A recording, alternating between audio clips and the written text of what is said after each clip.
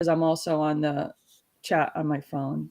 No, right now it sounds great. So yeah, but we haven't joined the. Let me know. we're live. Oh, We're we live are. now. Hey, Yeah. all right. Yeah, let me find the. Hi, everybody. If there's anybody out there. Yeah. Well, typically, we do get some people tuning in, and certainly probably fans of yours. So, anyways, it's P.L. Stewart here, and welcome to Six Elemental Interviews. Happy day, good afternoon, morning, evening, wherever you are in the world. It's about just after 1 p.m. Eastern time here. And today I'm joined by a wonderful, wonderful human, a fabulous author of whom I'm a big fan, Heliotrope. So this book is absolutely phenomenal. I had the privilege of being a self-published fantasy blog off judge for Before We Go blog, and got to review this book and helped advance into the semifinal round of SPFPO. Power Picking is a previous SPFPO semifinalist as well. She is a very accomplished indie author, so I just want to give a warm welcome to Palmer Pickering. How are you doing today? Thanks for hosting me. I'm doing good. Yeah, it's the weekend, so not working, so that's nice. Trying to get some writing type stuff in, although I did sign up for a readathon, the March Madness AR Witham's readathon. So I've been like, you have to read like 5 books, which I'm lucky if I read a book a month normally. So I'm really like just jamming on but audiobooks are my friend, because with my job, I started commuting again somewhat. And so I'm tearing through audiobooks. So that's been a lifesaver. Oh, fantastic. Yeah. I wish I could get more into audiobooks. It's something that, I guess I'm old fashioned. I just love the physical reads. Like I love digging into a chunker like this and the feel of the pages. And I just find for immersion, this is the way to go. But you never know one day. But that's fantastic. You're involved in the readathon. So just can you tell us a bit about the readathon? I didn't actually hear about. Yeah. So it's on the Discord channel. AR with them, I think it's called. A bunch of people. Kayla from Kay's Hidden Shelf. Okay, yeah. We're on it. It's they're called Keymark. Keymark is the Discord channel. So, a bunch of I'm on a bunch of Discord channels, and they host various groups host readathons.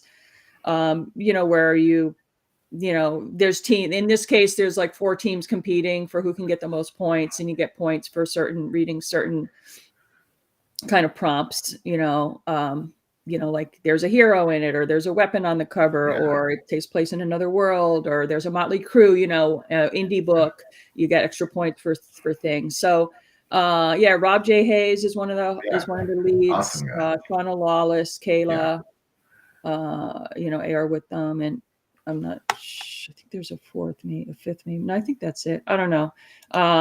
But yeah, so it's been a lot of fun. They're the captains, they call themselves.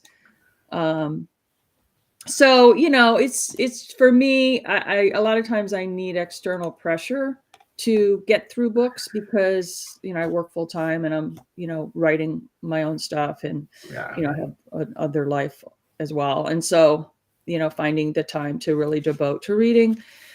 And I love the long tomes, like I'm reading, I had to kind of put on pause Jenny Wirtz's Grand Conspiracy. I'm like maybe 20% in on that.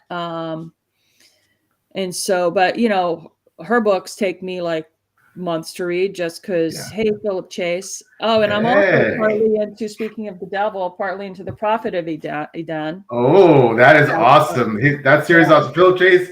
Hey, welcome, Philip. Thanks for stopping by. Philip Chase, of course, one of my favorite authors and one of my favorite humans. So, and he is a brilliant writer. The Eden trilogy is fantastic. Okay. My favorite self-published fantasy series currently of all time. Yeah, so I'm about 25% into this one. This one here, we'll just promote other people's books. This is like 10% in, maybe. Yes. If I look at where my bookmark is, 15%. I love them both, but they both take, like, I love to like dwell on every word. When I read, I'm not like speed reading. I'm not like doing a page at a glance. I'm like looking at every word. I'm looking up Jenny words. My dictionary is every Yes. and I'm really like absorbing and remembering how all the threads tie together, and I'll sit and I'll dwell on a paragraph for a while. So these books that are kind of deep are, I take my time because I love that enjoyment of it, whereas these readathons, when I've got to crank out 5 books in a month, I'm looking like right now I'm reading the one here. I'm reading this one, which is a new indie science fiction. Oh, yeah. Martian Incident by Ryan M. Patrick. And it's an easy read. It's quick. It's like, there's not a lot of, intense world building and stuff. It's a lot of dialogue driven. So it's just like I can snap through it. Yeah. But, typically what I love is, really like immersing myself. Like I love Robin Hobb. In fact, I need to read her last one, Assassin's Fate. It's been sitting there since it came out, and I haven't read that yet. And it's like this fat. And also the 3rd book of Mistborn. It's like on my shelf. Yours, I'm a mood reader.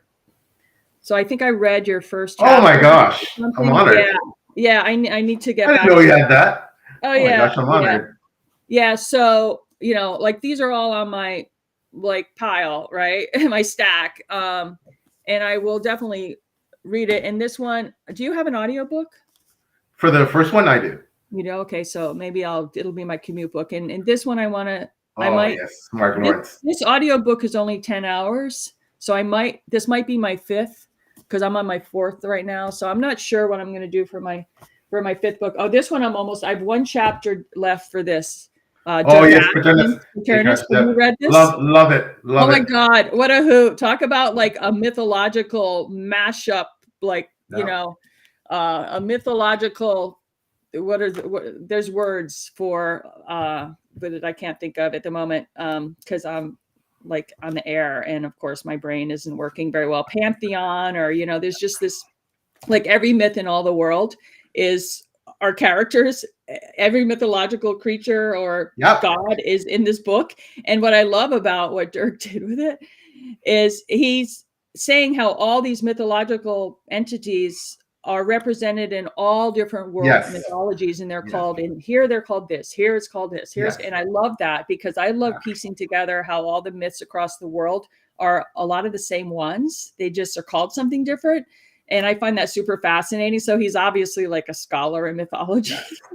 Yeah, fantastic. I had him on 6 Elementals as well. I love the book. I need to get to the second one. And the level of research that no doubt went into, but of course, as you said, he is, I believe, a scholar, and he's a history buff. So, but yeah, so well done. Loved it. Have to get back to that. He ties all that in with like an urban fantasy, know, and it's just, sometimes I just laugh out loud at some of his stuff, like when he brings in certain of the mythological characters. I just have to laugh. I'm like, really? That one too, but it's done really well. And another thing he does, and I'll put this all on my review, which I'm going to write shortly. He's using pure omniscient narrator, which to me is very tricky to pull off. It's not my favorite point of view, but he pulls it off. Yes, he does.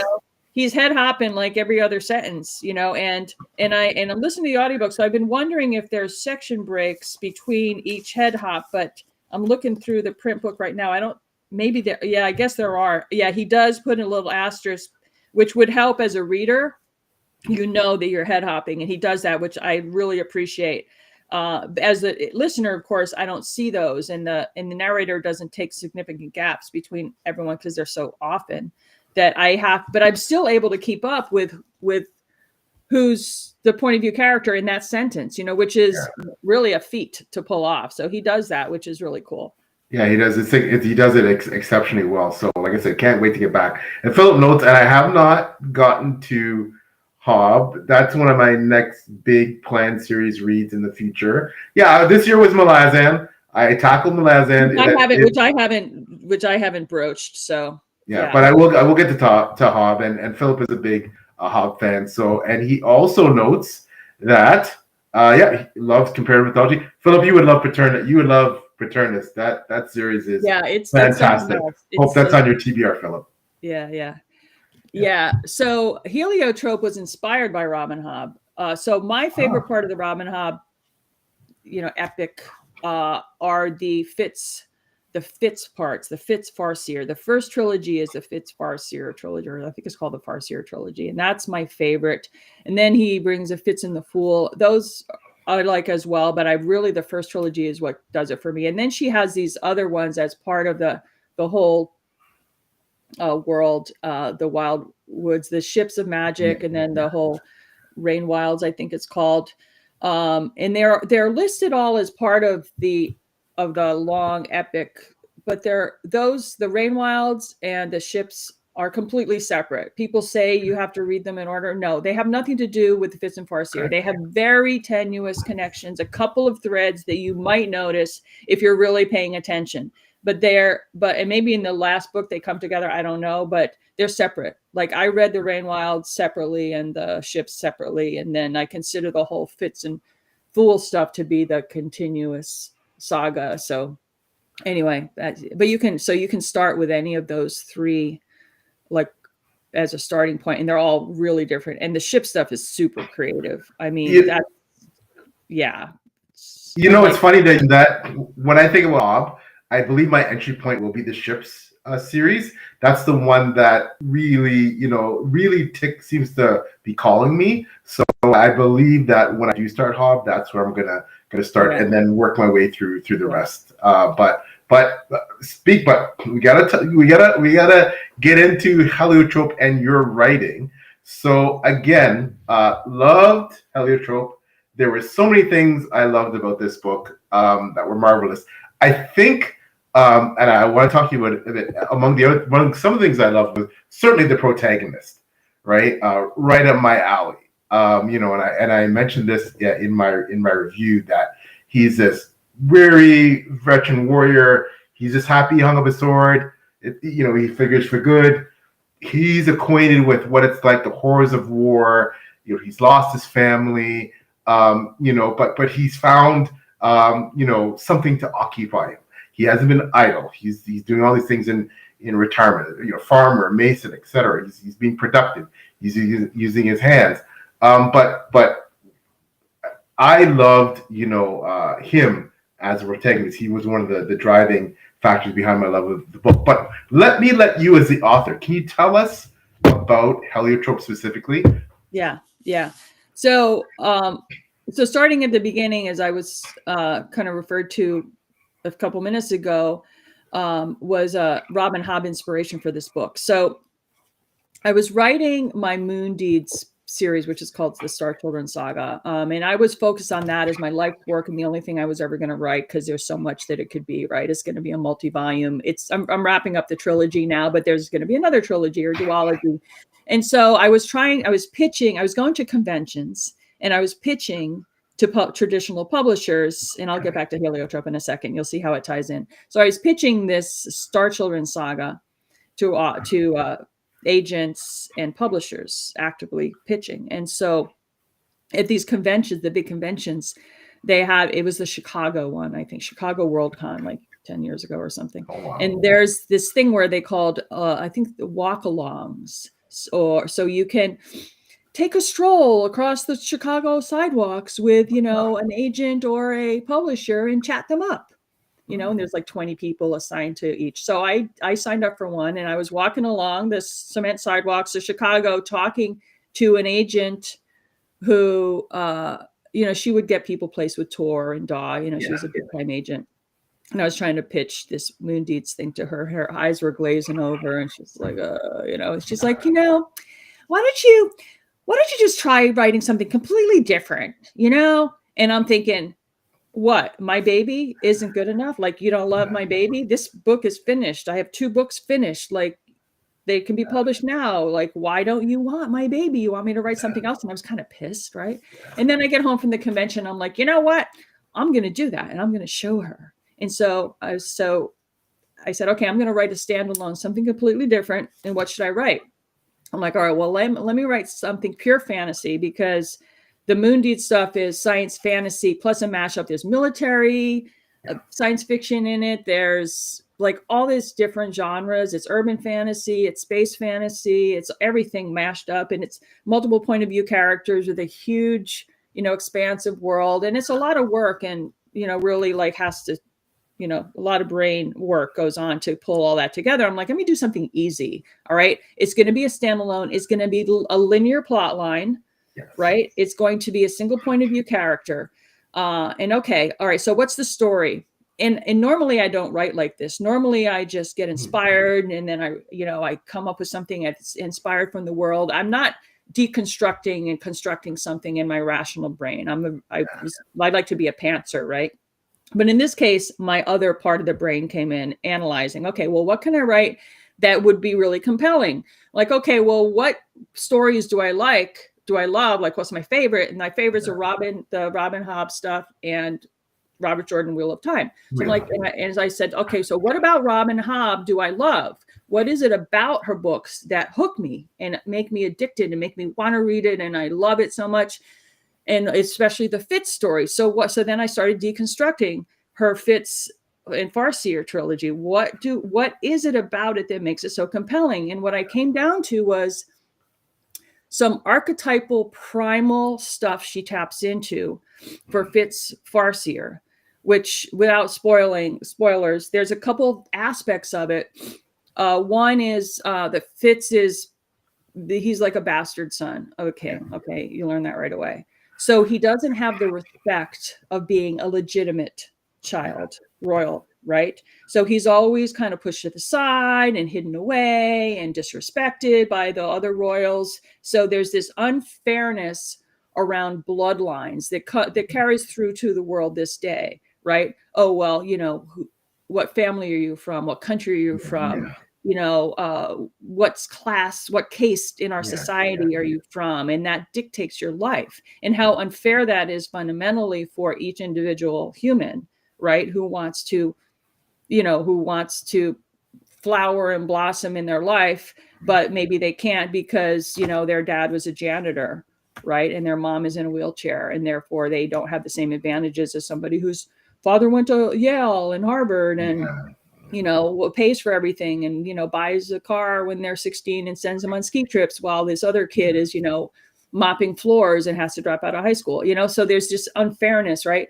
So anyway, a built-in unfairness for royal bloodlines in a monarchical, I guess, society. So the unfairness of that. And so I took that piece, and I brought it over to Teleo. So, and also, so that's one piece, and the way that and there's a second piece I'll get to in a second. So how that ties in with Teleo is, he doesn't get the Master of Arms position because he's not a noble, right? Even though he's the better warrior, he should have gotten it. But Garrick, the nasty, mean person, gets it because Garrick is of the right bloodline, and how unfair that is, and how it kind of eats away at Teleo, even though he kind of rationalized, well, I wouldn't want it anyway, or whatever. Or, he's like, that's unfair, and it bugs him. And throughout the story, he's dealing with kind of the resentment of not being recognized and given his due based on merit, right? It's based on what bloodline you're from, right? And in addition, he's descended from mages. Well, mages used to be powerful. There were royal mages. There were royal advisors. That palace that the thing starts in used to be where the mages lived. So he used to be in a position of power, but now magic is outlawed, and the mages were all more or less killed or forced into exile. So he can't even take advantage of what his own bloodline actually is, right? So that was the seed of that part. And then the other seed was, and I always forget the name of this movie. It's got Mel Gibson. It takes place in Scotland, and his family. Oh, Braveheart. So Braveheart, totally loved it. And that's a very simple premise, right? Your family gets killed in battle, your village gets burned, you watch it. A lot of fantasy books use this trope, right? And then you're on a mission. You'd have nothing to live for, you have nothing to lose, and you just have this anger and you want to get vengeance. So he also has that aspect. right? So those two things, I built Telio around those two, and both of those really tug at the heartstrings and like your gut, you know, and you can't help it as a human but to get upset and impassioned about those two themes, those two tropes. And so I intentionally use those as emotional foundations for Telio's character. And then the rest of the story just came out of who knows where. But and that's so amazing. But you did stop there. You and those are I love your points there.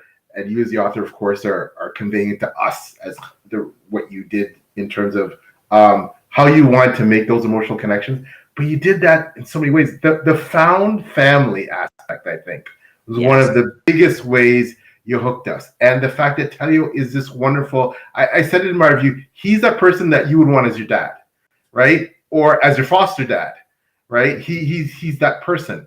And I think, you know, even though he's the kind of person that, you know what, it doesn't matter how much it complicates his life or the danger puts him in, he's going to protect these people who are essentially his found children and his found family, no matter the cost, right? And so can you tell us about that aspect? And specifically, I loved Telio's relationship. I mean, he's looking for his own son. He doesn't know if he's alive or dead. And, you know, but he takes on, you know, this ailing royal apprentice and another royal youth, you know, Kaspari takes on Jessom and Kaspari. So can you talk about the found family aspect? Yeah. So, it set up an interesting dynamic when he knew that his wife and daughter were killed, but he didn't know if his son was alive or not, because there is a practice in this kingdom to kidnap young boys and enslave them by the other side, and particularly ones who had some importance. Well, you know, Telio, I think, you know, his son was abducted probably randomly, or maybe they knew Telio was like one of the best warriors and they intentionally went to it. It was more, to me, it was just random. They just grabbed the kid. Whereas for Jessom, you know, he also was grabbed, and you don't know, he doesn't know who he is. If he's, you know, he's just a kid who also got grabbed. And so when Telio stumbles upon this other orphan stolen from the other side and being housed at the castle that he works at, and about the same age that his son would be, well, it's just an empathetic, you know, reaction. It shows that he has empathy, and it just brings up all the grief that he has over his missing son. And so he basically transfers his love for his son onto this other orphan. Plus, it doesn't hurt or help the story that this orphan is being abused by his nemesis, Garrick, right? So he sees him being abused, and it just enrages him, right? So he's got this rage against Garrick and his cruelty, and his Telio's inherent ethics and morals that find it, you know, reprehensible, and his desire to protect people in general, and his, you know, longing for his son. They all converge on him taking, you know, protecting this orphan. And then as it evolves, it becomes more and more that it's sort of a replacement for his son. And you know, and the story gets, you know, he reveals the story to Jessom, and their bond grows. And, you know, in that point, Jessom is, you know, a young teenager, right? He's like 14. So he's embarking on manhood. And so he's going through the awkwardness of growing up. And Telio is basically his father, you know, who helps him through, you know, some of the little things like, you know, the velvet jacket scene, you know, and stuff like that.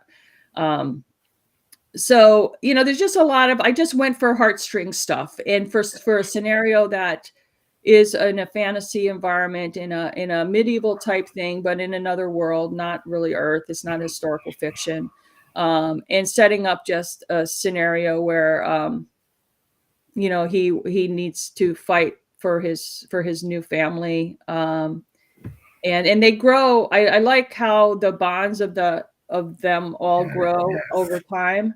And then he realizes like he needs to be a father to, you know, to Kaspari, you know, not just let her go, like the whole like archery competition scene where he realizes, oh geez, everybody's parents is out there and she's out there alone. Like, what am I doing? Like, I'm failing, and that kind of thing. And then Dinsmora is a character that really deserves more.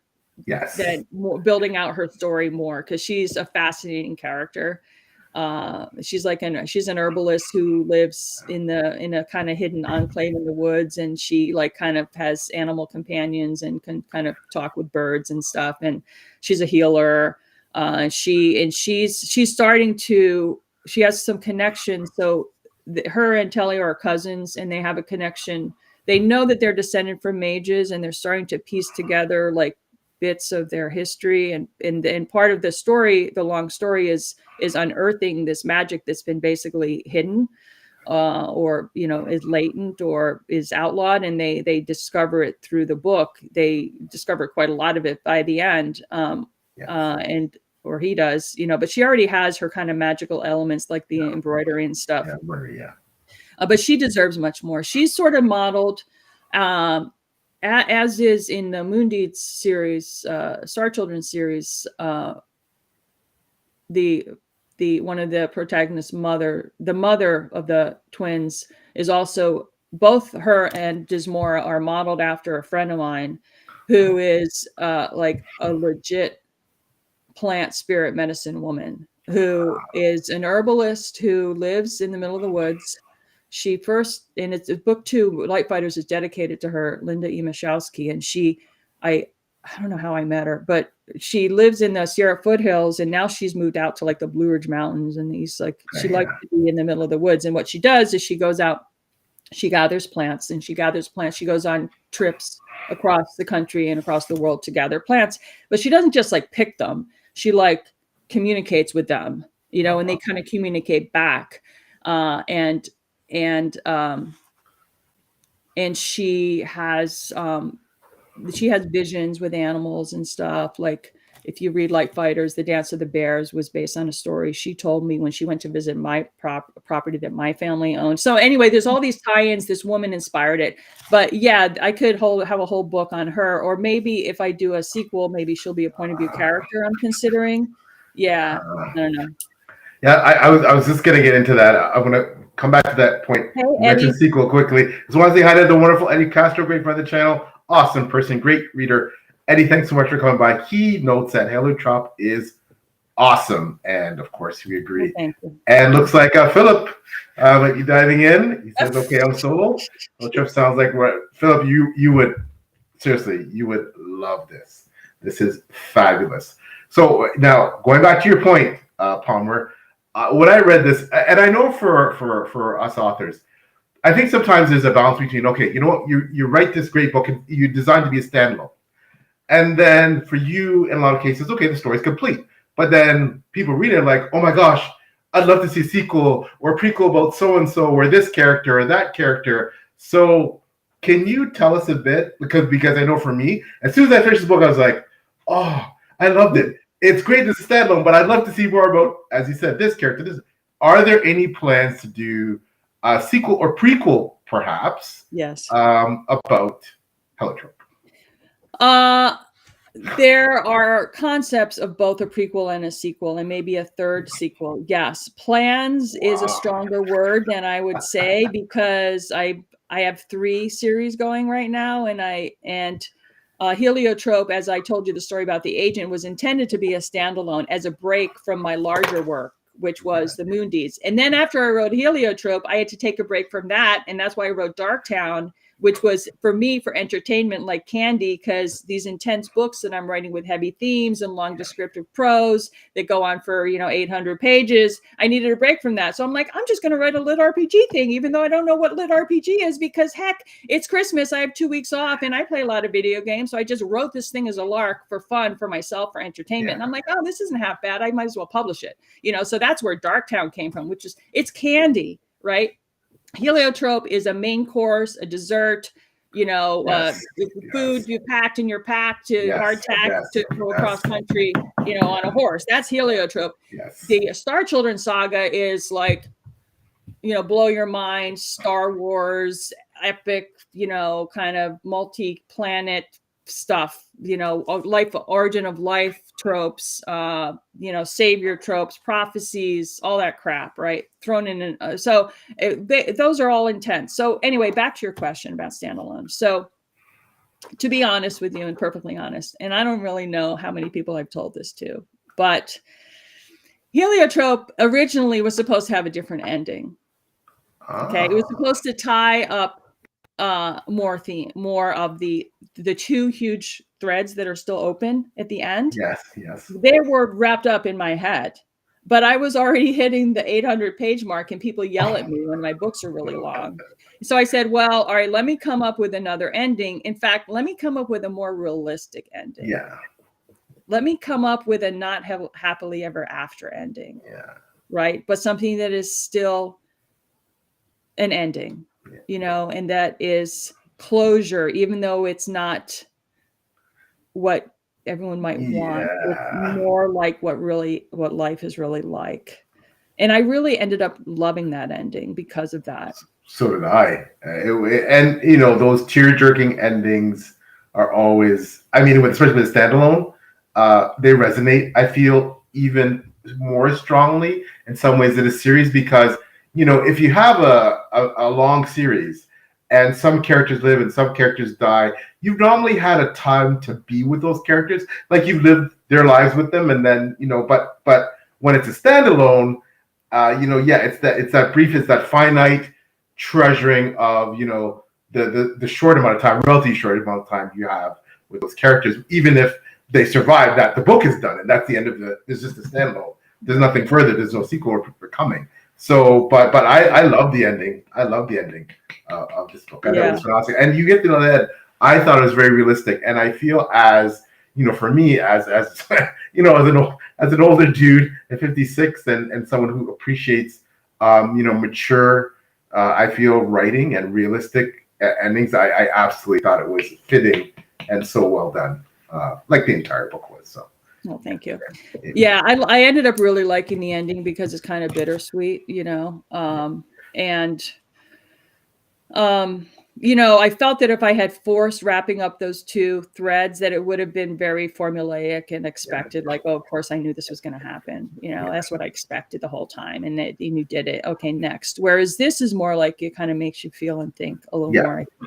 And then I did put in that epilogue to just kind of wrap things up on a lighter note, right? Let people know kind of what happens a little bit after, and do, wrap up a little bit of the other threads, and what I liked about the epilogue is it brings the entire thing full circle back to the garden where it starts. Yes. Yeah. So I love that part of it.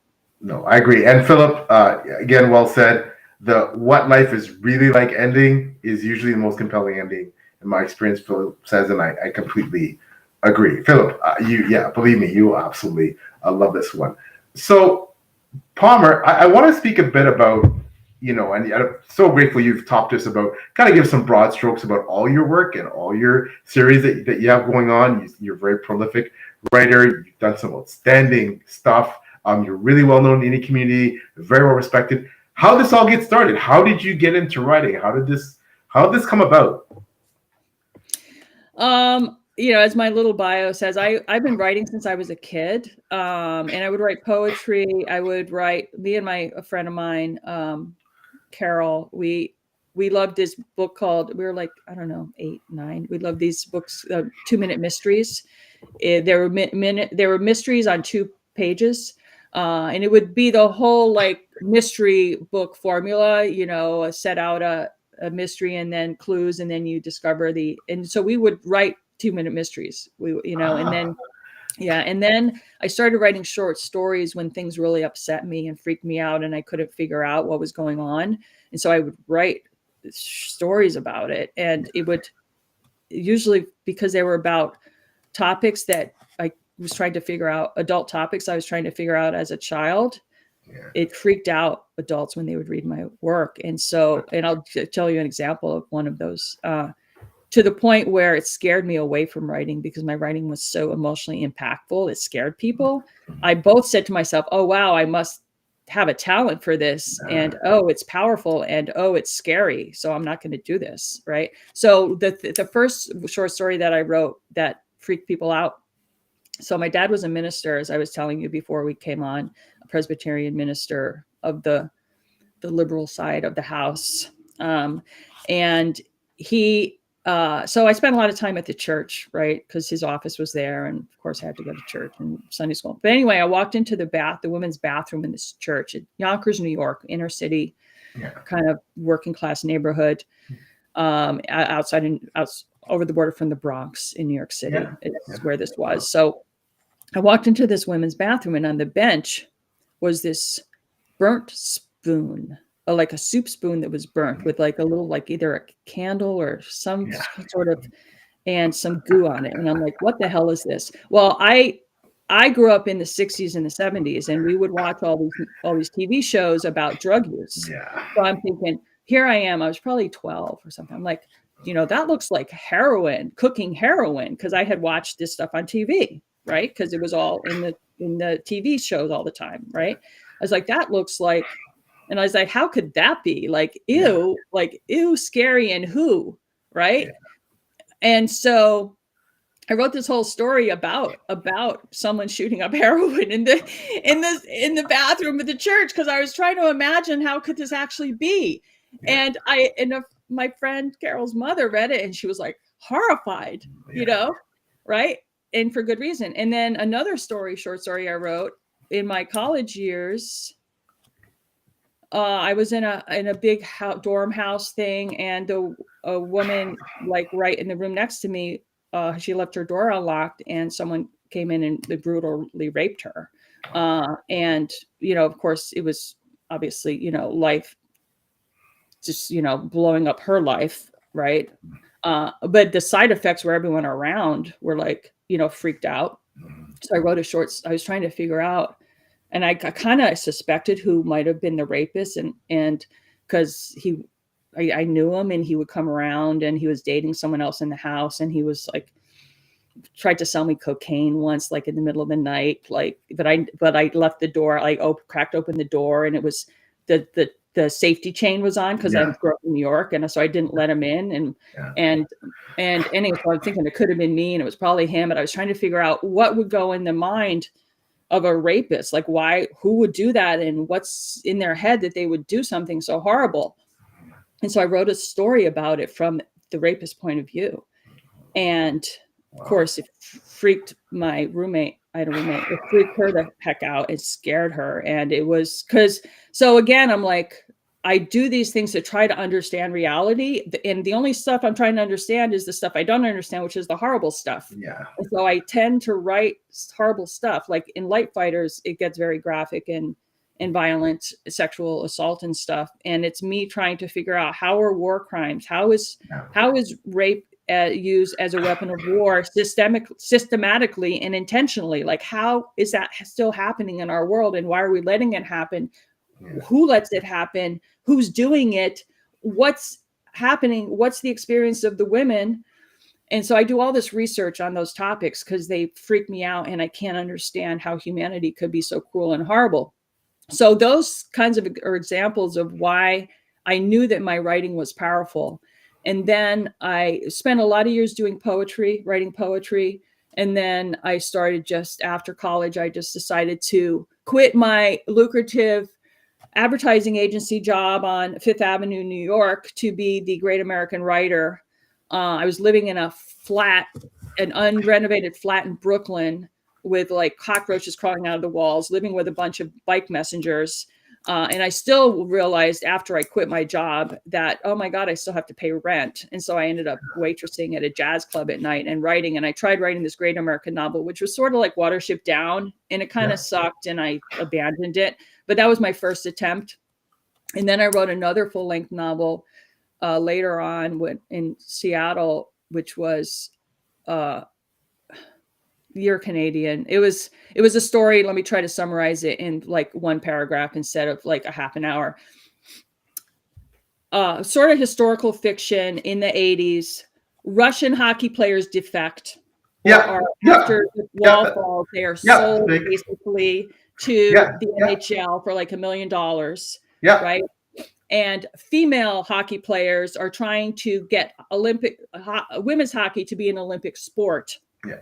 right? Because, and to be able to have professional women's leagues because it was outlawed in Canada, right? And so those two, it turned into a love story of a female hockey player and a male Russian hockey player, and then the male hockey player. So this is based sort of on McGillney, Alexander McGillney. Yeah, Alexander McGillney, yeah. Yeah, he was actually extorted by the Russian mob because here he is making this NHL salary, and they're like, "Hey, we raised you, we paid you to train you, give us some of your salary." And like, so Russian mob thugs came after Alexander McGillney trying to extort him, and he was like, "Hell no, I'm here now," and he took them to court, and he won. And so it was based on all of that. So and my character was getting extorted by the mob and blah blah blah. So that was that story. I finished it. I actually traveled, and I told this story I think a couple times. Andrew, the Wizardly Reads, love this story. Where I actually I actually applied to a Russian hockey camp because I'm like, well, if I'm going to write about hockey and I'm going to write about Russia, I need to know what I'm talking about. So first of all, I learned how to play hockey. I joined a Canadian Women's Hockey League in Seattle. What? Yeah, and I used to drive up to Vancouver and although the surrounding suburbs all the time and play hockey when I lived in Seattle. And then I said, well, I have to know. So I studied Russian for like a year. And then I was sponsored. So they accepted my application to join this hockey camp, which was of course targeted at like teenage boys. Yeah. I get this application from this like 35-year-old white girl, like what? So, but it was in the transition between the Soviet Union falling apart and Putin coming into power, and everybody was like very poor. So they're like, well, we'll take your money. Sure. So the Russian Ministry of Sport sponsored me. I get picked up by one of those big black SUVs at the airport from like a KGB guy or a former KGB guy, FSB, I guess. FSB, yeah. And then I was sponsored the first week by Dynamo. I think, Dynamo, which was a KGB team. So I was put up by the former KGB and watched them practice. And then I moved over to practice with women's Olympic hockey. At that time, they had just gotten women's hockey as an Olympic sport. And they had 1 year and only like 5 teams were there. And Russia and China were not one of them. And so Russia and China and some other countries were competing for a slot in the next Winter Olympics for women's hockey. So there was a team in Russia, in Moscow, that was training to try out to get into the Olympics, right? And so I practiced. They forced me to go out of the ice and literally practice with them. And I was so bad, like compared to them, like I would fall and I would miss passes. And the coach, who had this big purple, like alcoholic nose, he would laugh hysterically. Every time I fell, he thought it was the funniest thing, and it was funny, and I laughed too. Anyway, so I really like get into my books. So I never published that. And then I said, because I'm like, I don't want to do the work to actually edit this thing and make it publishable because the writing is like pretty bad, even the story is interesting. So I said, the next book that I'm going to write, it has to be something I love. Well, what do I love? Well, what do I read? I read fantasy and science fiction. So that's what started Moon Deeds. And that was like a 10-year effort for me to learn my craft, basically. And I revised the heck out of thing and hired like really excellent dev editors who basically taught me. And I rewrote the thing. I rewrote the whole thing from scratch, like blank paper. I didn't even edit it. I had a manuscript that had gone through multiple dev edits and stuff. I said, this still sucks. And by the way, I don't want it to be pegged as YA because they were 13 and 15. So I aged them. I aged the characters up to 20 and I rewrote the whole thing from scratch, blank page, the whole manuscript. So I kind of got my chops through that effort. And I just talked a whole lot without taking a break for 10 minutes. So I'll stop now. I hope I answered. I mean, Bart, I have to admit, and Philip said this way more eloquently than I could. Philip says, this is one of the coolest writer research stories I've ever heard. Learning hockey in Russian. I have to agree. Like your life deserves a movie. Like that section alone. Like this is, wow. I was so fascinated, but just like you had me just captive listening to you about what you did. Like, wow. Like what an amazing life that you've lived and the experience going into your writing. Like, wow. Like I can't. That's freaking amazing. But okay, but before we go on, and again, this is freaking fascinating. Eddie, I have to go back. Eddie had a question. Let me find it here. Yes. Swords So of the Evening Star. I don't know what that is. yes. So he said, part was heliotrope inspired by older Forgotten Realms artists and like Swords of the Evening Star. Yeah. So Eddie, if you're still out there, maybe you could provide some additional context regarding. So I do have some of the Forgotten Realms books with their covers. The way I got that cover and the cover to Darktown, which is the same artist, actually was and first of all, I want to say that I just heard that the UK tends to do like typographically oriented covers with, you know, kind of just some design elements, whereas US covers tend to be like illustrations, like detailed illustrations. So there's a stylistic difference. But anyway, so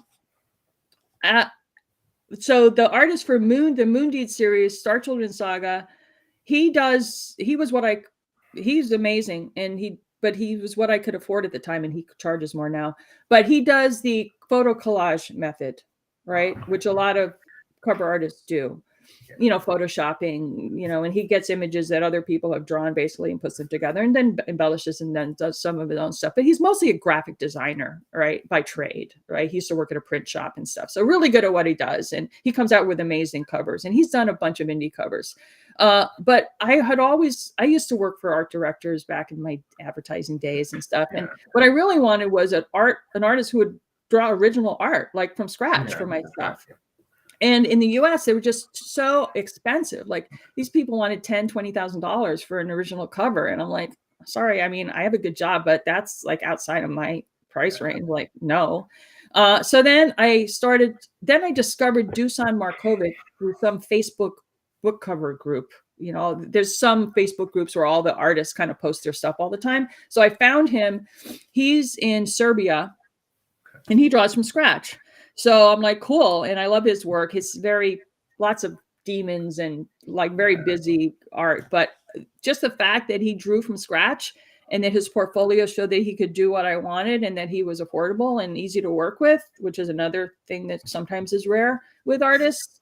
I just kind of told him the story and let him choose the scene sort of and to do what he wants. So his is maybe a little more embellished than maybe I would have chosen in terms of all the detail of like the armor and stuff, but he loves doing it and it looks great. And so I'm like, cool. And then the back cover is the griffin statue in the yard of the tower. That's more simplistic and I love that. I'd like working with artists and let them be part of the creative process. And sometimes actually what happens, I'll change the story to match the art in little details sometimes. Cause I'm like, oh, that doesn't match, but I like it. So yeah, let me give him that weapon. You know, I do that, especially with Darktown and Swamp, where I'm doing a lot of like 20 interior illustrations. Sometimes the artist will introduce something that I don't have. Then I'm like, oh, but I like it. And the draft isn't locked, so I'm going to add it. You know, so I like this kind of iterative creative process because the artists are good at visualizing. Obviously, that's what they do. They're visual artists, whereas I'm like a language artist. And so having the two kind of married together is really fun for me. I love working with artists. So it's just part of the creative process. But no, it wasn't inspired by any other work. It was inspired by my story and by the artist himself. That answers your question. Wow, but I do see what you mean. They are similar styles to some of the Forgotten Realm stuff for sure. But I did it actually in Tales of Temerity. I have a little. I was inspired specifically by Forgotten Realms. In fact, I gave samples of the Forgotten Realms kind of word mark to an artist who did the word mark for Tales of Temerity. I don't know if you see it. Oh wow! Yep. Right. Oh wow! And this would be on every book, right? Because it's going to be a long series, and that's the name of the series. And I sent him the Forgotten Realms thing, saying, and plus another one. I can't remember what the other one was. Like to tell the artist like what I wanted, like something like this, you know, that's a word mark. It's like an icon with the words that I'm going to use on all of the series and for my marketing and stuff. So yeah. And there's another version of it that actually Dusan did that one. There's another version that another artist did, which is this thing that was kind of like, oh, that's gorgeous. Yeah, so that was directly inspired by Forgotten Realms. Totally. Wow, that's amazing. And thanks for the great question, Eddie. Quickly, Philip Chip says, alas, he's got to go, but thank you for a lot of conversation. Happy reading, happy writing. Again, Philip Chase, one of the pillars of our community, someone we all love, BookTube's beloved professor. Check out Philip's channel, Dear Dr. Fantasy, everything he does, and of course, his books, the Adan trilogy, just phenomenal. Yeah, his YouTube channel is fantastic. He's like a medieval scholar, right? He's like a yes. He's a doctor. Yes. Yeah, he's a PhD. Yeah, he's a PhD professor. Yeah, so his analysis is fascinating, and he's just also such a kind human being, you know. Yes, I totally agreed. And Eddie says thank you for answering the question. So Palmer, you clearly you have all this experience writing. You've been so prolific. You've written all these books. So then you decide at some point, I'm going to throw my books in this self-published fantasy blog off contest, which now has become essentially the premier self-published fantasy writing contest out there. So so you start off with, originally it was Moon Dates originally that you threw in there.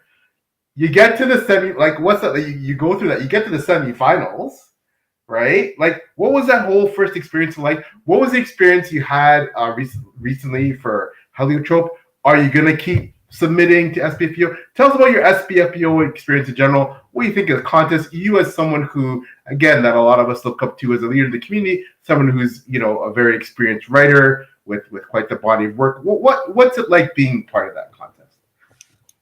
Yeah, so SPFPO was actually the introduction for me to this online writing community, because I had none before. I had no community. I had been in a couple of critique groups of like 5 to 7 people, which were my only community for writing. Because, as you know, probably not a lot of people read these days. Everyone's playing video games or watching movies or, you know, doing other stuff. Not finding an avid reader in the science fiction fantasy genre is rare. I mean, I have a few friends, maybe 10 out of 1,000 people I know who actually are avid readers, and that's not a big percentage. So my other community that I tried to develop was in going to conventions, but I would go by myself.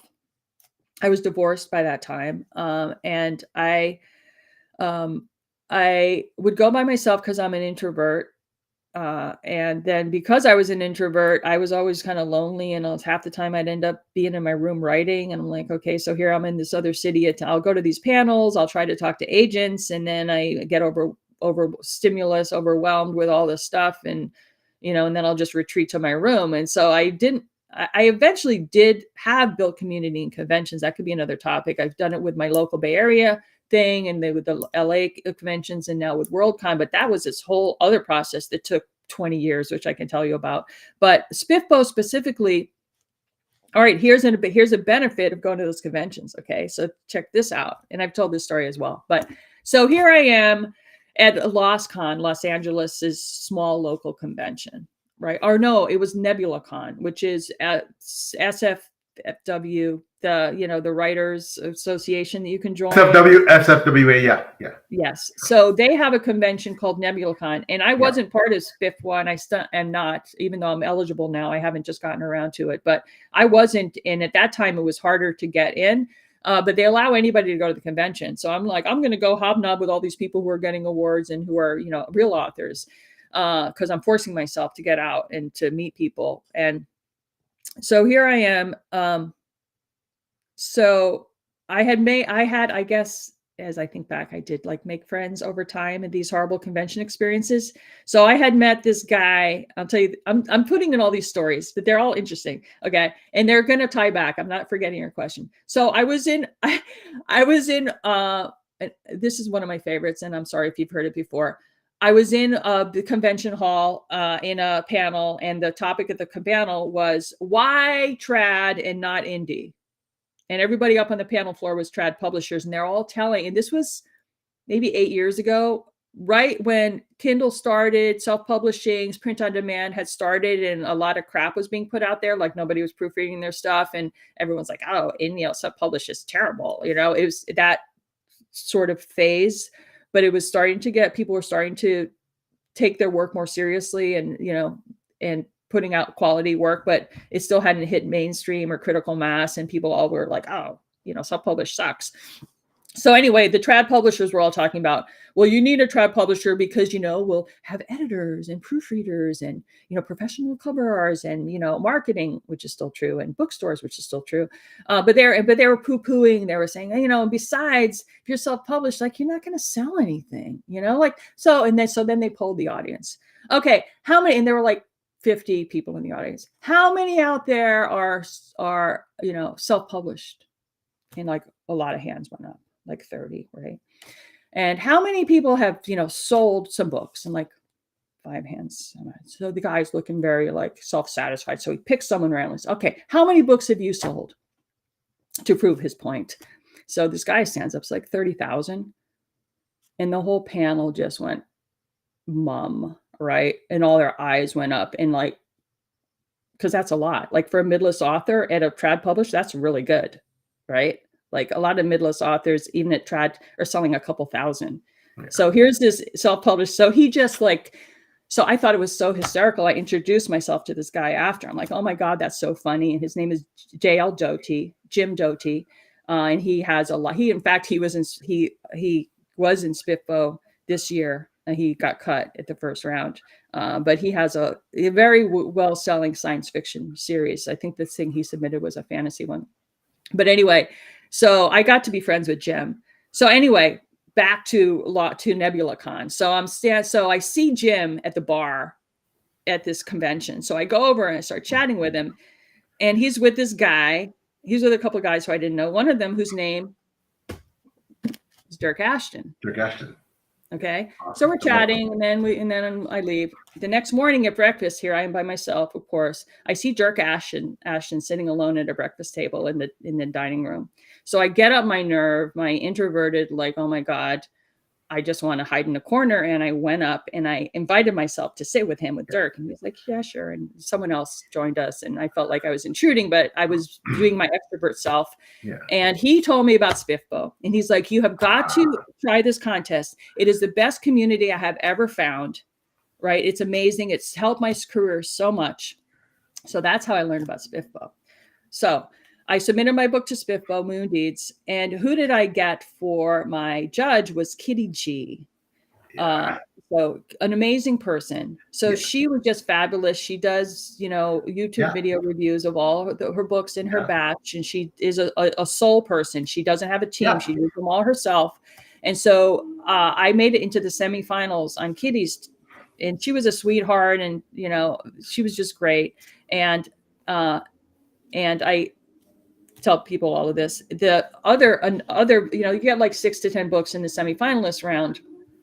But anyway, at the beginning, I was like, oh my God. And I'm checking every day. Like, has she read my book? Is there a review? Am I going to make the semifinals? And all the people who were trying to get into the semifinals, there was this big community, like on Facebook and Twitter at the time, who were all like, oh my God, who made it? Oh, this one just got cut. Like everybody was really paying attention to it. So I got to kind of know people who were all like in the contest and the judges, because I paid a lot of attention to it. And I checked every day, and I would read other books, and I would read the reviews, and I would really try to learn, like, what's going on in this community, in the book scene this here, and what are the books like, and what's winning and what's losing and why.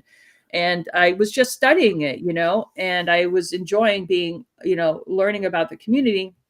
So in the semifinalist batch, I didn't win, but the book that was also in that batch that did win, that went to the finals, was Sword of Kaigan by Emma Long. Yes. And she ended up winning the whole thing. Yeah, the whole thing. And that book is phenomenal. I mean, it's just a really, really, really good book. And so she totally deserved it. And then the contest ended, but I kept in touch with Kitty, and she said, oh, you should really, my friend Dominish Books. My friend Dom has an indie showcase where you can submit a little blurb about your thing. And so you should do that. So I reached out to Dom. I didn't know him. And he was kind enough, of course, to work with me. And I sent him a little video review.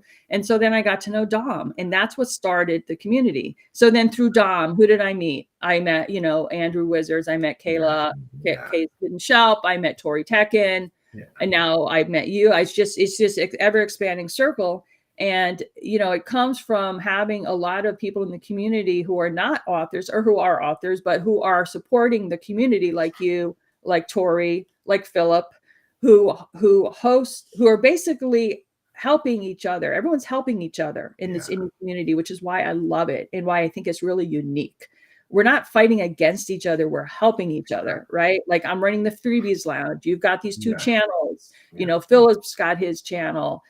People are reviewing each other's books. We're helping each other because, you know, this is our community. This is our channel. This is our way to get known and our way to feel like we're not alone in the world, right? As an author sitting like in a dark corner by themselves all the time, you know, in front of a computer screen. So then when Heliotope was ready, I submitted it to SPIF09, and oh my God, I was up at 4 a.m. and I panicked because I didn't have all my links ready, and it was like 4:05 or 4:08 by the time I submitted. I'm like, am I going to make it in? Because this is the time still before this lottery thing where you first come in, first come, right? And so I was panicked, but I got in, you know. And then this past year for Darktown, I submitted, but I didn't make it because of the random thing. So, but I'll try again, and it's fine because the Swamp is going to be out this year, which is book 2. So in a sense, from a marketing perspective, it's good to have a next book in the series, like, because people read the first one and then if they like it, they'll read the second. So it's all good. But the community building has just, so for anyone out there who's an author who doesn't know how to build community, to be honest, it takes years of work, and for me, it took years, and it took years of being present. And what I mean by present, it means participating in conversations. It means watching people's YouTube things and commenting and learning about new books and supporting other authors by reading the book, or by just even commenting helps algorithms. You know, watching the whole thing helps helps those people grow their channel, which is their product, right? So you're helping them with their product, which is also a work of art in a way, right? It's their own content creation channel. They're called content creators for a reason. And in Twitter, which, you know, the whole Musk thing, whatever, I still use it, and it's completely curated to only writing. And the way I do that is I only read, re-forward, re-quote or whatever stuff that is related to writing, and I ignore anything that is not.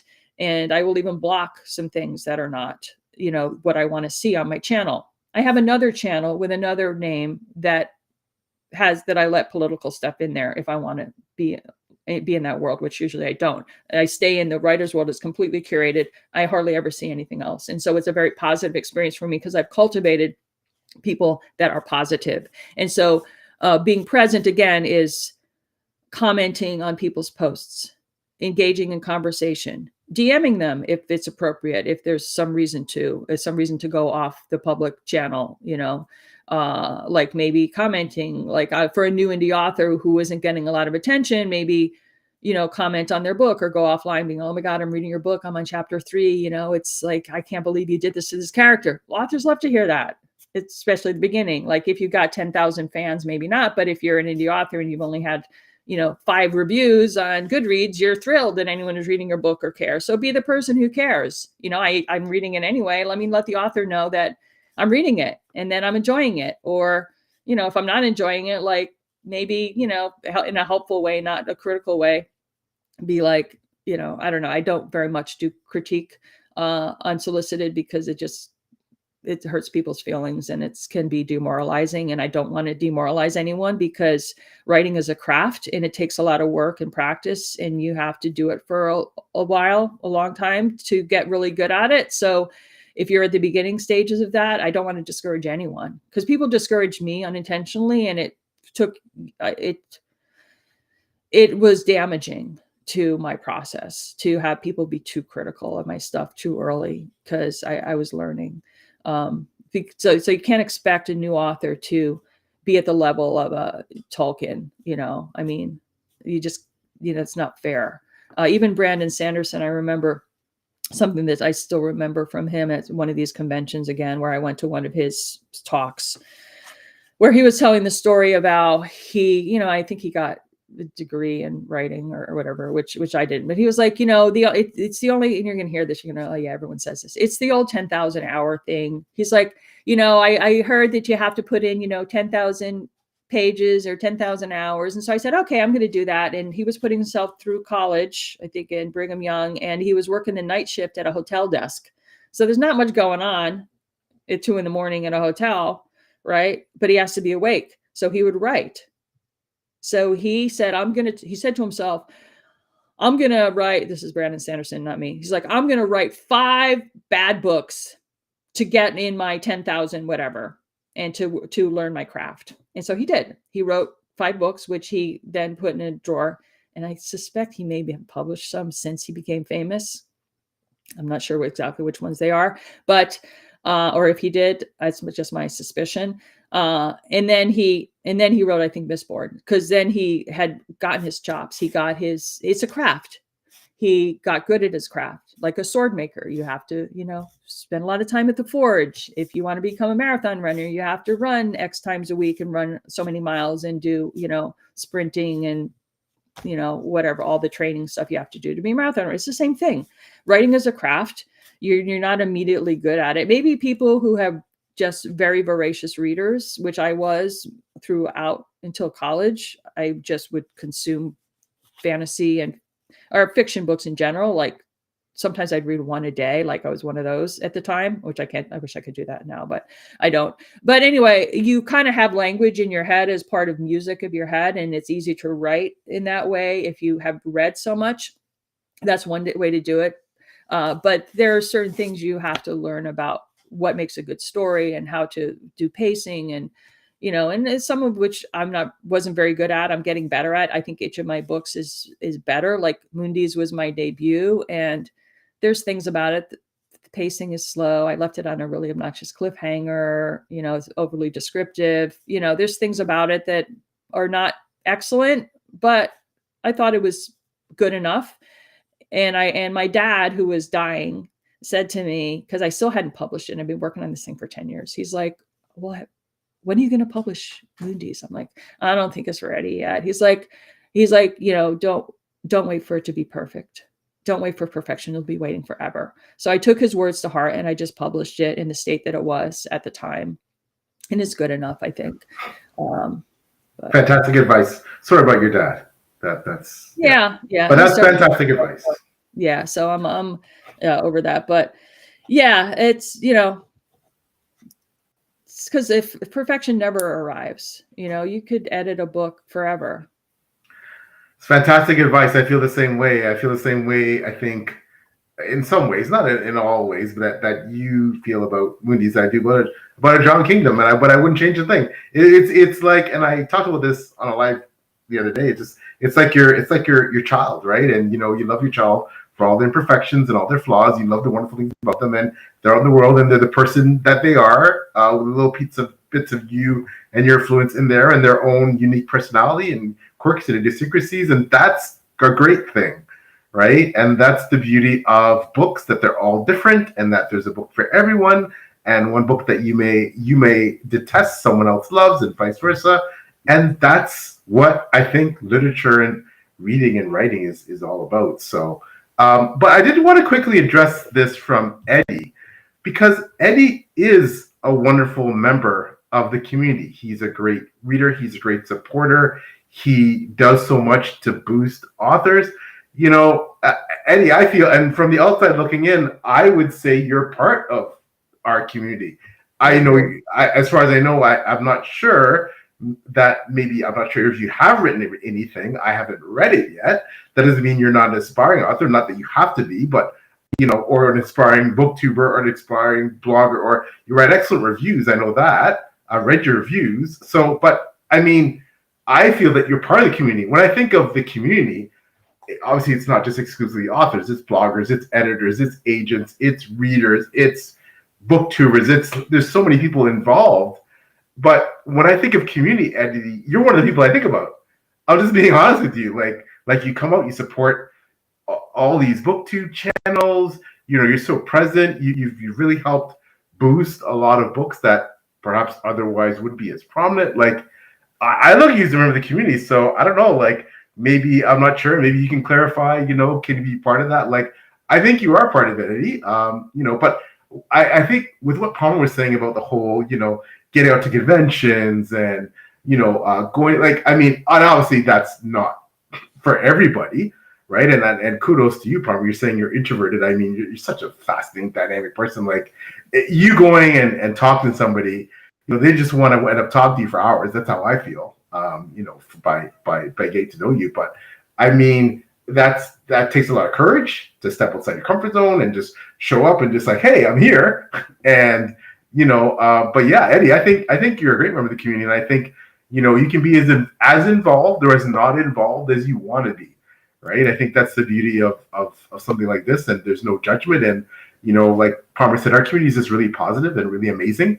And that, it takes all different types of people and personalities to make up a community, as is with any community. So, yeah, but yeah, definitely for me, the community, a very critical part of the community are the readers, the bloggers, the reviewers, the booktubers, because let's be honest, you guys are our marketing team for us self-published authors.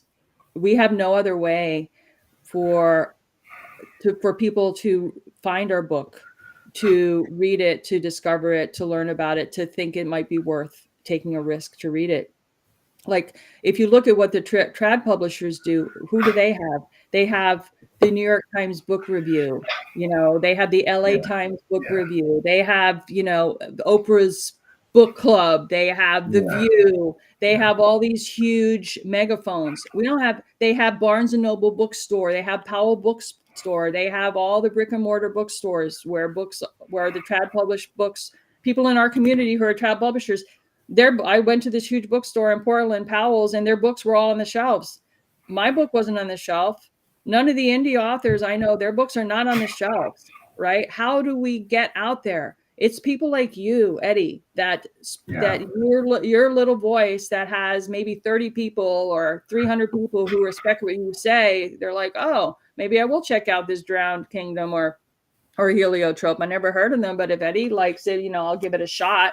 Right. So, you are our community. Like, without you, we would be nothing. We would still be just, I'd have 2 reviews on Goodreads and I'd just be writing for myself.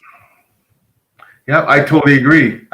So well said, Palmer. So yes, Eddie, I feel that you're definitely part of the community and we're honored to have you and we're very blessed to have you. So, totally. just, you do what you're doing. We're commenting right now and we're having a conversation with you. This is community. This is it. This is the whole deal. Exactly. Another wonderful member of the community, Shane Boyce, fantastic reviewer. Check out Shane's Goodreads and his reviews on the various social media platforms like X and Twitter, Instagram. He does awesome, especially with the graphics and stuff. When he puts a review, it's well written, extremely well written. It's concise. It really highlights the book. He breaks it down to different categories, aspects like prose, etc. Like, he does a fantastic job. Shane's a great guy. Added Heliotrope to my TBR. There you go, Heliotrope, and you will not regret it, my friend. It is a great book. This is what a wonderful conversation. Slow-paced, descriptive prose. Be prepared. You know what? And I'm a fan of that specifically. But I think and I'm going to read. I have plans to read everything you write, Palmer. I just haven't gotten to it yet because of the way TBRs are. Yeah. But again, for all of you, those who are interested in Heliotrope, again, amazing character work, fabulous character work, a la Hobb. The action scenes, while perhaps not as constant, they're fantastic when they happen, and they're explosive and they're amazing. It is classic fantasy that is reminiscent of the Hobb, the Tolkien's. This is great stuff. You want to get immersed and feel like that all those tropes that you love when you go to the inn, you go to the tavern, and who's there and what it looks like and what the journey's like. This is your book, right? You will love that about this book and so many other aspects of this book. So And it has animal companions too, which and they're not like talking animals, they're just real animals, but they have personalities and they are important to the plot and stuff too, which is another aspect that Robin Hobb also has some animal companions like Night Eyes and stuff. So yeah, there's that aspect too.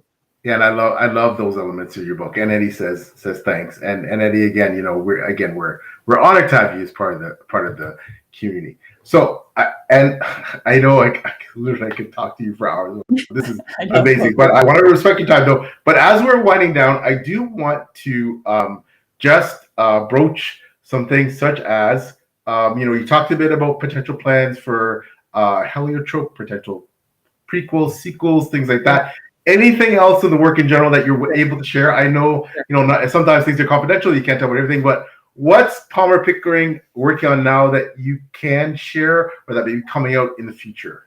Sure. Yeah. So yeah, the heliotrope prequel sequel, I never did actually answer that question, but I do have in my head a sequel called Stone Guardians. Okay. And it's one of the magic systems in heliotrope. And I have most of the story worked out in my head. I don't have some of the key elements figured out yet. So when I do that, then it'll get in the queue to write. I also just have a very broad, vague concept of a prequel called The Magic Wars, which is, you know, the events that ended up outlawing magic and that, you know, the ancestors of our characters. So I would like to explore that. And potentially a third book, it could potentially, so the prequel aside, it could be Heliotrope, Stone Guardians, and then I could wrap up everything I want to accomplish in a second book, or it might go to a trilogy, which would bring in the islands off the coast. There, it would bring in that world as well. So the Far Shell Islands, the Far Shells, I call them. So that could be a third book of a trilogy. And I have kind of the sketch of the story and the characters, and I know how the two hanging huge threads resolve more or less, and that would be obviously a big part of the story. But there's more to it than that. So that's the world in heliotrope, and that is not something that is on my plate for this year or next year to start. This year, I will be publishing 2 books that are done, that are in the editing phases. One is the sequel to Darktown, which is called The Swamp. So that right now is in, I just got it back from Line Edit. So and I'm getting the illustrations, interior illustrations done. So so that's well along. And then the third book of the Star Children saga, there's Moondeeds, Light Fighters. The third book is called Anaximenes, which is the name of a bunch of craters on the moon, Anaximenes. And it's basically, the fight for the moon is the third book. And that also is done. That just came back from an alpha read from Chris, the fictional escapist. Amazing alpha beta reader. Unbelievable. Awesome guy. He does that. Yeah. So that just came back, and I have another beta reader who I'm waiting on feedback, and then I'll revise that. And that's also slated to be out this year. And then what I work on next, I don't know. I'm thinking of Muria, which is book 4 of the Star Children saga, because that is what I feel is my life work, in that I'm really, it's epic in scale, and that's kind of, I want to finish that, and it's going to be a multi-volume series. And I already have parts of book 4 and 5, Muria, done in the 5th book that I wrote years ago. I was writing just the whole long story, and I was at like 500,000 words. I said, wait, I need to stop and finish like one of them and publish it, which is where Moondeeds came from.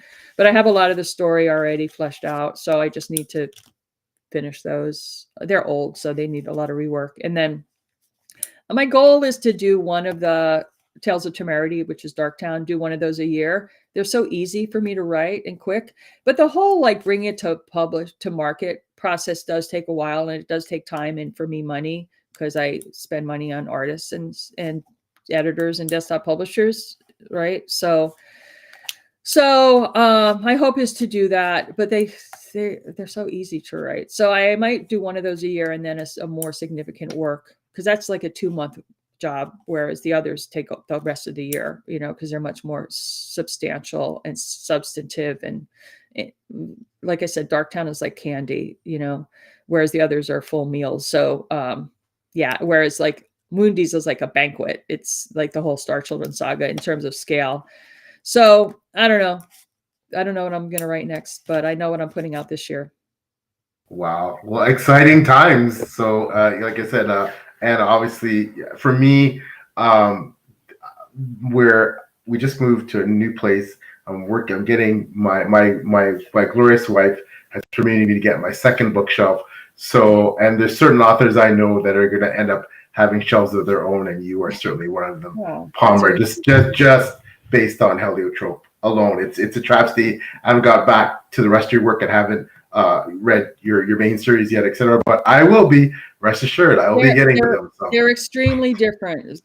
In fact, people have commented. I think it was Esme Rosalind was like, "It's amazing totally review. Like I never would have known it was you." So very different. And Moondies does get into trigger warning content. Moondies doesn't. Light Fighters does, but it's heavy themes like human trafficking and drug abuse and stuff, sexual assault. I told you all that. Whereas Darktown is just easy to read, no heavy stuff. Children could read it. Hey, and one of my favorite reviewers just got on, Daniel Klauser, who introduced the term window pane writing style. So, hey, Daniel.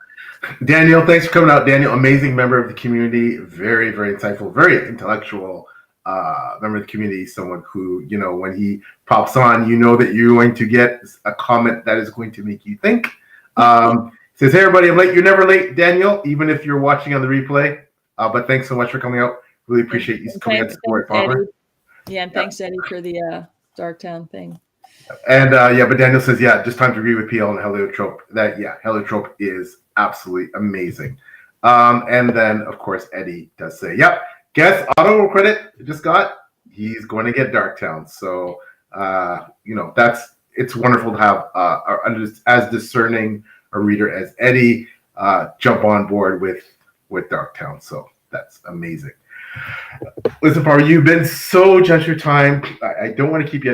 I know. Like I said, I could talk to you for hours and hours, but I understand it's don't want to monopolize your Sunday. However, as we're signing off, can you just tell everyone, where we can buy your books, if you sell author signed copies, potentially things like that, your website, where we can find you on social media, all your various social media handles, and/or anything else you do in this space. Okay. So I'll put in the chat my website, which is mythologypress.com. Can you believe no one else had taken that domain? So that's the name of my publishing thing. That's my website. It just lists my books with links to where to buy them and little blurbs and some testimonials and stuff and just my bio. And it's not a very extensive site, but that's where you could find everything. And I'm most active in terms of social media on X, and my handle is Palmer Pickering, except instead of the G, it's a numeral 1, because I guess Palmer Pickering was taken. I don't know. And on Instagram, an old thing that I did. You can't get handles on Instagram because they were all taken. So I did this new thing called Lion Cut Cat, which is a cat who gets a haircut. They make them look like a lion. That's what a lion cut cat is, which I've never done to my cats, but I thought it was funny. So that's where I am on Instagram. I'm not that active on Instagram. So Twitter is the place to get me most. And if you want a signed copy, you have to reach out directly. You can get a book plate edition of signed copies from Broken Binding for Heliotrope, Moondies, and Light Fighters. I have to hit them up to see if they'll stock Darktown and Swamp. But they have my signed book plates at Broken Binding. And otherwise you can DM me. Now on Twitter, if you can't DM me, is if we're not friends. Like if I haven't friended you back, you can't DM me, but you can just put a comment in any of my posts, and I read them all, and then and then we can DM. And I'm on a bunch of Discord channels as well. So you can send me an email. My email is on my website under the contact info, palmerpickering@gmail.com. Very creative. or mythologypress@gmail.com. It all goes to me. Hey, if any authors want to put their books in the freebies lounge for Seattle WorldCon, can I talk about that? Pitch that for a second? Absolutely. So, so something you might not know that traditional publishers do is they give away thousands of their books. They're big, the top books they want to promote. They actually give away thousands of them in advance. Like they start like a year or more in advance with ARCs, advanced readers copies, and they send them out to reviewers, bloggers, to get reviews and get readership all ready for launch dates, so that they'll sell a lot on the first day, and it'll hit the algorithms and it'll hit bestseller charts. They do that on purpose, right? So one of the things that they do is they go to these conventions and they give books to. A lot of conventions have something called a book bag, where all members get a book bag. When they get their badge, they get a bag handed to them filled with books. And that's where I got Brandon Sanders's Way of Kings, because they give away books that they want to promote. So they have a budget for giving away a lot of books. So World Cons are so huge, they don't do book bags because they get like 5,000 to 10,000 attendees. But they do these freebies spaces instead. So the traditional publishers send us books to put in the freebies lounge. Like Del Rey sent us a bunch in Glasgow and tour, and those books like go like this because everyone knows what they are.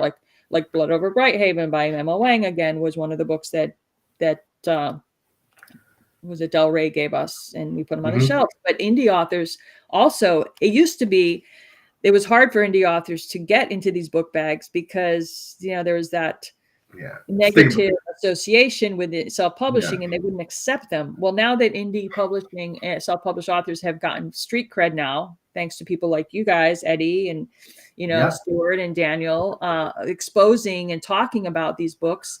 Last year, I volunteered. I wanted to get. Can I go into another kind of story? Or absolutely. No, absolutely. So I'll tell you how the Glasgow things happened.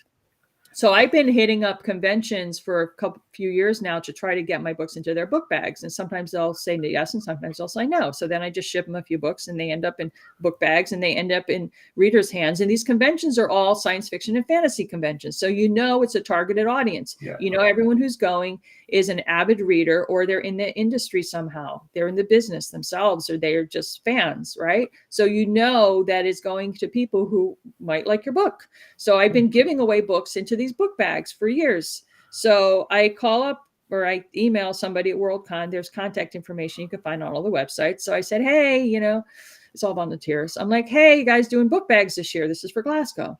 Finally, it got passed around to multiple people. Finally, they said, no, we're not doing book bags, but we're doing a freebies library if you want to send your books there. So I'm like, okay, cool. And then another thing that I did to combat my introversion and always being alone at conventions was I started finally volunteering at conventions. And I was volunteering in the art show for several years at several shows in LA and in San Francisco Bay Area shows, and Gallifrey, which is a Doctor Who con. And then I just got to have a place to park at these conventions and something to do and a reason to, because I had been to every panel like a zillion times. Like, how many world building panels can you attend? I've been attending them for 20 years. After a time, they're all the same. And I kind of know it already. And maybe I learn something new or I meet people, but I get bored, basically. It's not that I'm a know-it-all. It's just, it's like taking the same class like 20 times. So I ended up volunteering. So I hadn't thought about volunteering at Glasgow because I'm like, I'm going to be a tourist of Scotland too. I don't want to have a job at the convention. But then my introversion came in. I was like, well, what am I going to do? I'm going to wander the halls alone again.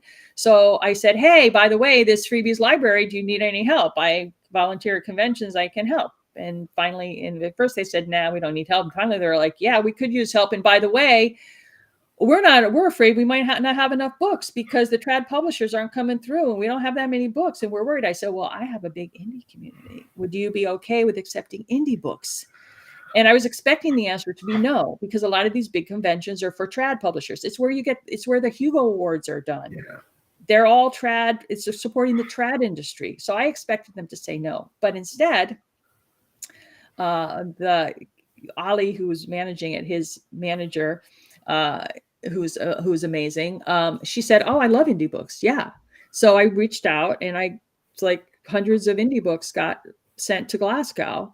And it was a rousing success in that we got to present all these indie books based up like a bookstore at the place with 10,000, I think it was 8,000 avid science fiction and fantasy readers and agents and publishers walking by, reviewers who picked up the books, and people would come up to, and people from all over the world were there, and they would come up to me, say, I'm so glad you did this, because I never would have found this book. I don't know where to find good indie books. How do you know? And I told them about Spiffbo and stuff.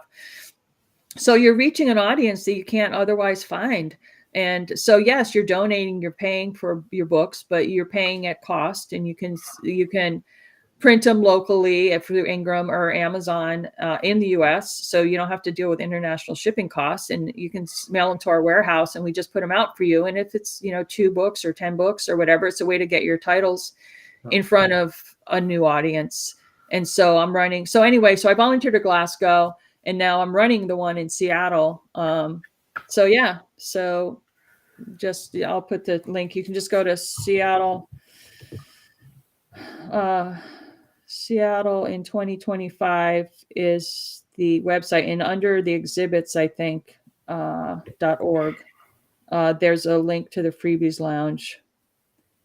And then if you email, it tells you what the deal is. And then at the bottom, there's a link to get the address, and that goes to my inbox.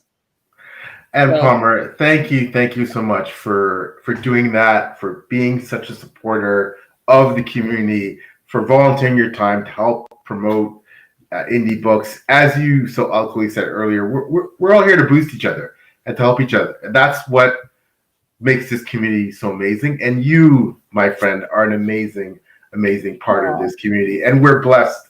We're so blessed to have you. So thank you for doing that. It's just a wonderful, wonderful thing. So I want to quickly put up, if it's okay, Daniel, I'll put this comment up. I know you put in the chat, but I'll just say, Daniel says, I tell you what, I've been recently depressed lately, nothing to worry about, chronic condition. And it really helps to hear you both say something positive about me. But Daniel, you're an awesome fella. So I couldn't think of something negative to say about you. So, I mean, we really appreciate you. You support so many channels. I know you always pop into a lot of, my chats with amazing people like Palmer. So yeah, and just hope that you're feeling better.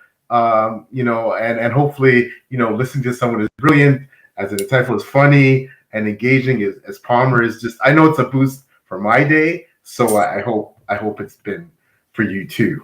Yeah, and I hope you realize like your review of my book freaking made my week. Like, it was huge to me, and being able to just even communicate with you one-on-one was nice, about the whole window pane thing. That's how what stood out for me is I learned that term from you and your whole review. So what I was saying before to Eddie, which is that for indie authors, it's people like you that make us happy and that allow us to find readers. Otherwise, our books would be sitting in a dusty, drawer somewhere. So, it may not be visible to you how important you are, but for people like me, like if I see that Daniel, Plauser has reviewed my book, I get psyched, Same here. You're a really articulate reviewer. You're very smart. Yeah. And yes, he is.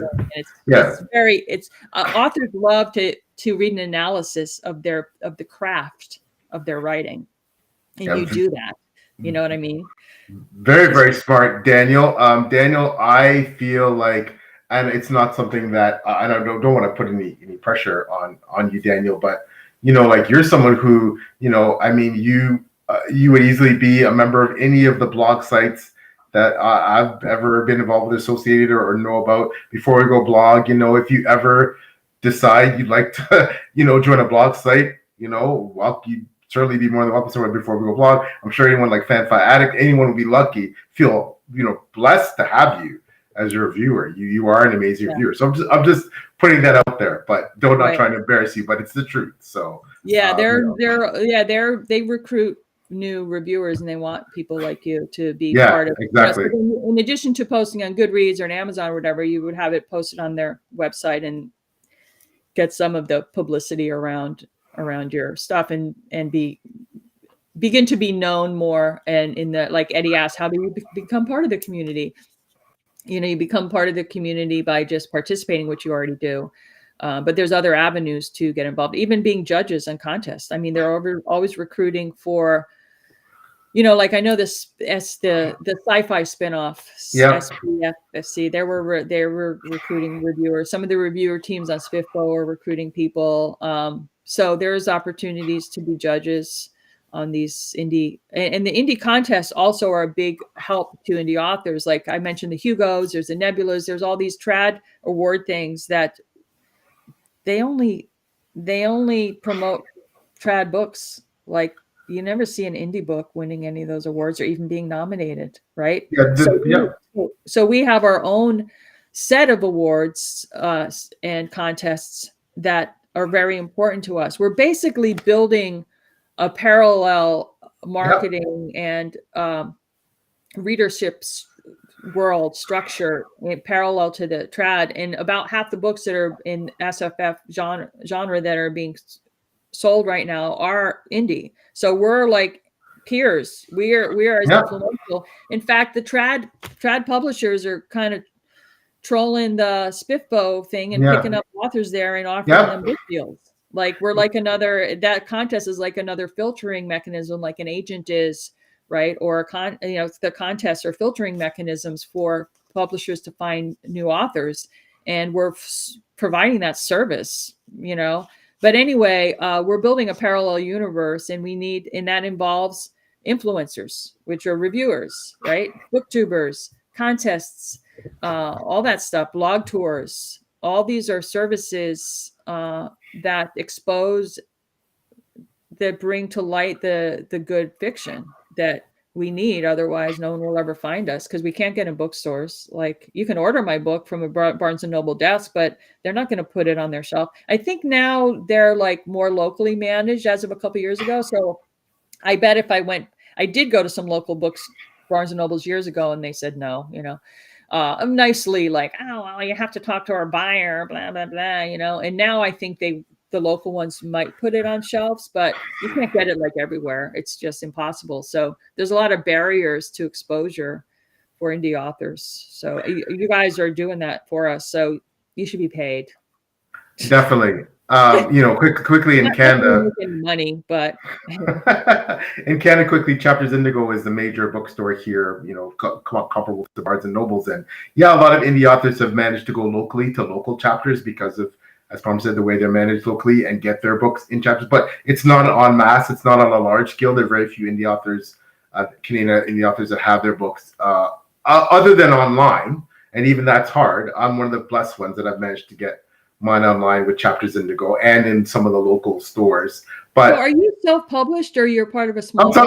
I'm self-published. Yeah. Oh, really? I thought I couldn't figure it out. Like people think Mythology Press might be a publishing company. Okay, I didn't realize that. I thought you were published by Canadian publishing. No, I'm self-published, but with what you call a Vandy Press. Like, so I went with which is not usually highly regarded. Vandy presses have a really bad rap for good reason. There's a lot of disreputable ones out there. I'm fortunate to be with what I consider a pretty reputable one, Friesen Press.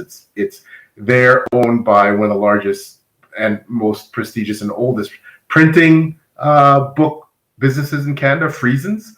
So but I'm a self-published author.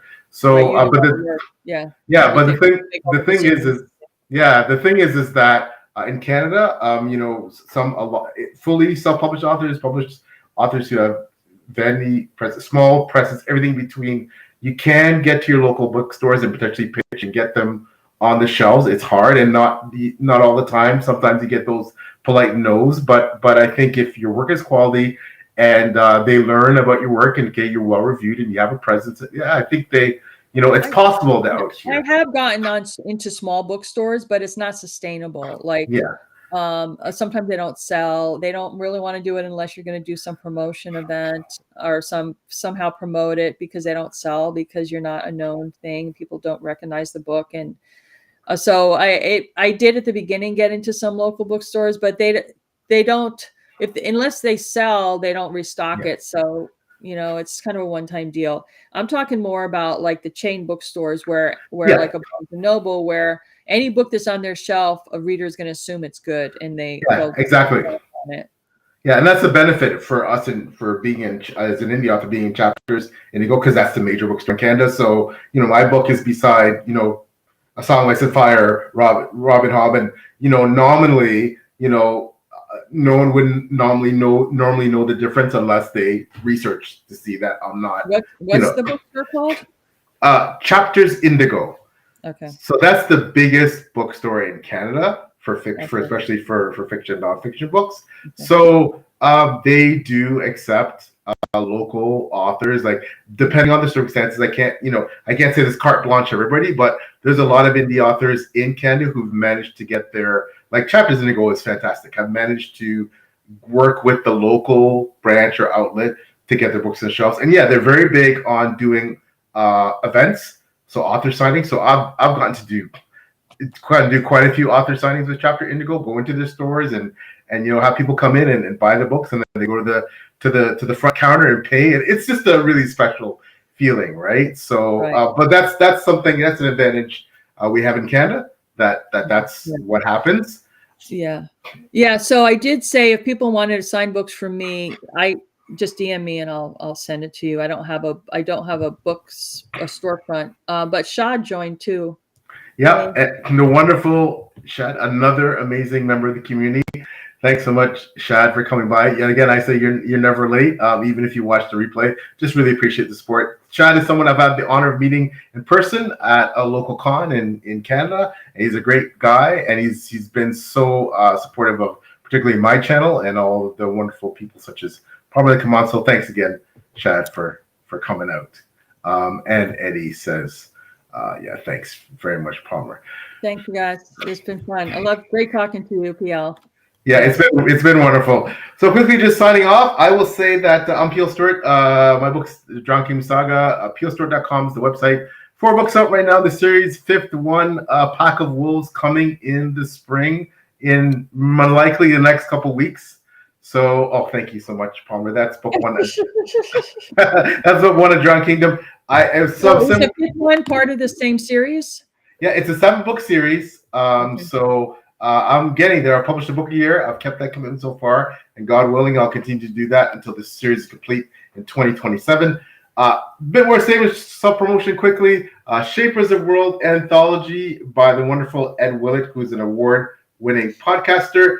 He asks for the past 5 years various authors who come onto his podcast to be part of his anthologies. He's published these anthologies. This is volume 5. It's going to be the last one that he's going to do because he's changing his podcast format. I was honored to come on the podcast and be asked. My short story, Forest Dark, is in this anthology. There are some brilliant authors in here. MJ Kuhn, like just some wonderful trad and indie big names.